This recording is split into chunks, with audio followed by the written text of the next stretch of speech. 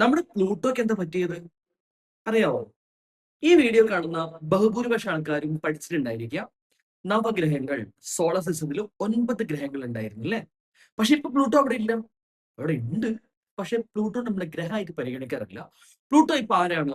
Pluto ഇപ്പോ ദ്വാർഫ് planet അല്ലെങ്കിൽ കുള്ളൻ ഗ്രഹമാണ്. എന്താ പറ്റിയത്?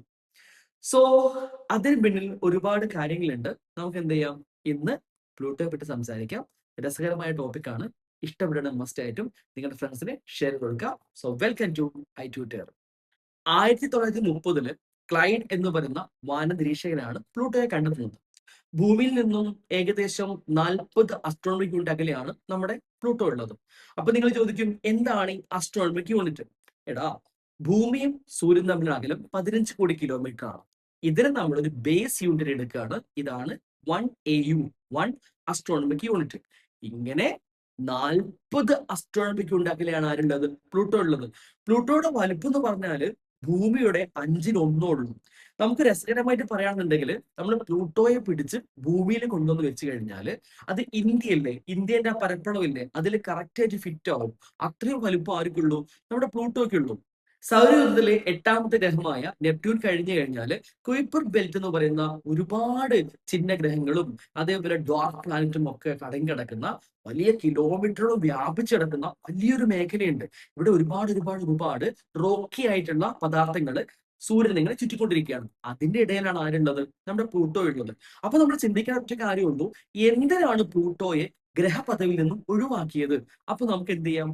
നേരെ ആ ടോപ്പിക്കിലേക്ക് കടക്കാം. ഈ വർഷം 2026, 10 വർഷം മുമ്പ് ഇന്റർനാഷണൽ അസ്ട്രോണമിക് യൂണിയൻ. അപ്പൊ നിങ്ങൾ ചോദിക്കും, ഇതാരാണ്? ഇതൊരു സംഘടനയാണ്. ഈ സംഘടനയാണ് നമ്മുടെ ഭൗമശാസ്ത്രപരമായിട്ടുള്ള കാര്യങ്ങളൊക്കെ പറയുന്നത്. ഐ മീൻ, ഗ്രഹ പദവി എങ്ങനെയാണ് കൊടുക്കുക, ഓരോ ഗ്രഹം എങ്ങനെയായിരിക്കണം, ഇവര് നല്ല രീതിയിൽ കാര്യങ്ങളൊക്കെ ചെയ്തു പോകുന്നുണ്ട്. അവരാണ് ഒരു പുതിയ തീരുമാനം എടുത്തത്. കാരണം ഒരു ഗ്രഹ പദവി കൊടുക്കണമെന്നുണ്ടെങ്കിൽ ആ ഒരു ഒബ്ജക്റ്റ് 3 കണ്ടീഷൻസ് പാലിക്കണം. ആ 3 കണ്ടീഷൻസും പാലിച്ചിട്ടുണ്ടെങ്കിൽ മാത്രമേ അവരെന്തായിട്ട് മാറുള്ളൂ? ഗ്രഹം അല്ലെങ്കിൽ പ്ലാനറ്റ് ആയിട്ട് പരിഗണിക്കാൻ പാടുള്ളൂ എന്ന് തീരുമാനിച്ചു. ഇതിനെ പറ്റി വേറെയും കുറെ കാര്യങ്ങളുണ്ട്.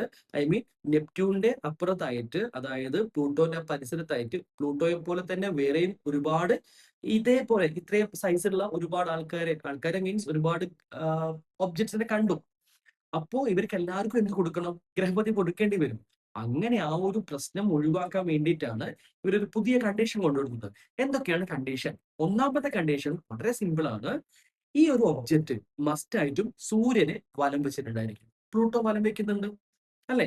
രണ്ടാമത്തെ കണ്ടീഷൻ, ഈ ഒബ്ജക്റ്റിന് മസ്റ്റ് ആയിട്ടും സ്പെറിക്കൽ ഷേപ്പ് ഉണ്ടായിരിക്കണം. നമ്മുടെ ഭൂമിയെ പോലെ മറ്റു ഗ്രഹങ്ങളെ പോലെ ഉരുണ്ടിട്ടായിരിക്കണം. പ്ലൂട്ടോയും ഉരുണ്ടിട്ട് തന്നെയാണ്.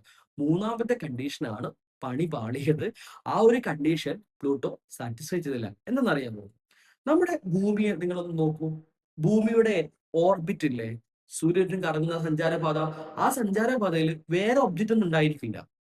അതേപോലെ ഭൂമിക്ക് ചുറ്റും ചന്ദ്രൻ ഇങ്ങനെ കറങ്ങിക്കൊണ്ടിരിക്കുന്നുണ്ട്. സോ ആ ചന്ദ്രൻ ഭൂമിയുടെ പാതയെ ഇന്റർഫിയർ ചെയ്യുന്നൊന്നുമില്ല. കറക്റ്റ് ആയിട്ട് മൂപ്പര് രീതിയിലേക്ക് കറങ്ങിക്കൊണ്ടിരിക്കുകയാണ്. അതേ സമയത്ത് പ്ലൂട്ടോ അങ്ങനെയല്ല. പ്ലൂട്ടോയുള്ള ആ ഒരു മേഖലയിൽ പ്ലൂട്ടോയെ പോലെ തന്നെ അല്ലെങ്കിൽ പ്ലൂട്ടോയെക്കാട്ടും ചെറുതായിട്ടുള്ള ഒരുപാട് കാര്യങ്ങൾ പ്ലൂട്ടോയുടെ സഞ്ചാര പാതയിൽ തന്നെ കറങ്ങിക്കൊണ്ടിരിക്കുന്നുണ്ട്. സോ ഇവര് മൂന്നാമത്തെ കണ്ടീഷൻ വെച്ച് എങ്ങനെയാണ് ഒരു ഗ്രഹമായിട്ട് പരിഗണിക്കണമെന്നുണ്ടെങ്കിൽ ആ ഒരു ഒബ്ജക്റ്റ് മസ്റ്റ് ആയിട്ടും ആ ഒരു ഏരിയയിൽ ഗ്രാവിറ്റേഷനിൽ ഡോമിനന്റ് ആയിരിക്കണം. ഐ മീൻ, അതിന്റെ സഞ്ചാരപാതയിൽ വേറൊരു വസ്തു ഉണ്ടായിരിക്കാൻ പാടില്ല. ഏകദേശം അതിന്റെ ഗ്രാവിറ്റേഷൻ ഫീൽഡിൽ മറ്റൊരു ഒബ്ജക്റ്റ് ഉണ്ടാവാൻ പാടില്ല. പക്ഷെ ഇതൊന്നും പ്ലൂട്ടോയ്ക്ക് പറ്റുന്നില്ല. എന്താ കാര്യം? ഞാൻ പറഞ്ഞു, ഈ ഒരു പ്ലൂട്ടോ ഉള്ളത് ക്യൂപ്പർ ബെൽറ്റിലാണ്. ആ ഒരു ക്യൂപ്പർ ബെൽറ്റിൽ ഇഷ്ടം പോലെ പ്ലൂട്ടോയെ പോലെ തന്നെ വലിപ്പമുള്ള വേറെയും ഒരുപാട് ഒബ്ജക്ട്സുകൾ ഇങ്ങനെ കറങ്ങിക്കൊണ്ടിരിക്കുകയാണ്. സോ അങ്ങനെ നമ്മൾ നോക്കുന്ന സമയത്ത് പ്ലൂട്ടോയ്ക്ക് മാത്രമല്ല, ഇങ്ങനെ പ്ലൂട്ടോയുടെ കൂടെ അല്ലെങ്കിൽ അതിനപ്പുറത്തും ഇപ്പുറത്തായിട്ട് കറങ്ങിക്കൊണ്ടിരിക്കുന്ന മറ്റു കുറെ ഒബ്ജക്ട്സ് ഉണ്ട്. അവർക്കൊക്കെ എന്ത് കൊടുക്കേണ്ടി വരും? ഈ ഒരു ഗ്രഹപതി കൊടുക്കേണ്ടി വരും. അത് കൊടുക്കുന്നത് ഒഴിവാക്കാൻ വേണ്ടിയിട്ടാണ് പുതിയൊരു കണ്ടീഷൻ കൂടി വെക്കുകയാണ്. അങ്ങനെയാണ് എന്ത് സംഭവിച്ചത്? പ്ലൂട്ടോ ഗ്രഹപദവിയിൽ നിന്നും ഒഴിവാകുകയും പ്ലൂട്ടോ ഇപ്പൊ ആരായിട്ട് മാറി? പാവം കുള്ളൻ ഗ്രഹമായിട്ട് മാറി. ഡ്വാർഫ് പ്ലാനറ്റ് എന്നാണ് വിളിക്കുക കേട്ടോ. സോ ഇതൊരു ഇൻട്രസ്റ്റിംഗ് ആയ ഫാക്ട് ആയിട്ട് ഫീൽ ചെയ്യുന്നുണ്ടെങ്കിൽ നിങ്ങൾ മസ്റ്റ് ആയിട്ട് ഫ്രണ്ട്സിന് ഷെയർ ചെയ്ത് കൊടുക്കുക. പിന്നെ നമ്മൾ പുതിയൊരു ചാനൽ സ്റ്റാർട്ട് ചെയ്തിട്ടുണ്ട്. അതായത് 8ലെയും 9ലെയും 10ലെയും +1ലെയും +2ലെയും കുട്ടികൾക്ക് വേണ്ടിയിട്ട് എക്സ്പെഷ്യലി ഫിസിക്സ് ഓറിയന്റഡ് കണ്ടന്റ് ഒക്കെ വരുന്ന എക്സാം ഓറിയന്റഡ് ഒരു ചാനൽ പുതിയ സ്റ്റാർട്ട് ചെയ്തിട്ടുണ്ട്. ലിങ്ക് ഞാൻ താഴെ കൊടുക്കാം. നിങ്ങൾ മസ്റ്റ് ആയിട്ടും ആ ചാനൽ സബ്സ്ക്രൈബ് ചെയ്ത് വെക്കുക. നമുക്ക് എന്ത് ചെയ്യാം, ഒരുപാട് പഠിക്കുന്ന കാര്യങ്ങളുമായിട്ട് ആ ചാനൽ കൂടി നമുക്ക് കാണാം കേട്ടോ. അപ്പൊ നമുക്ക് വീണ്ടും കാണാം. ബൈ.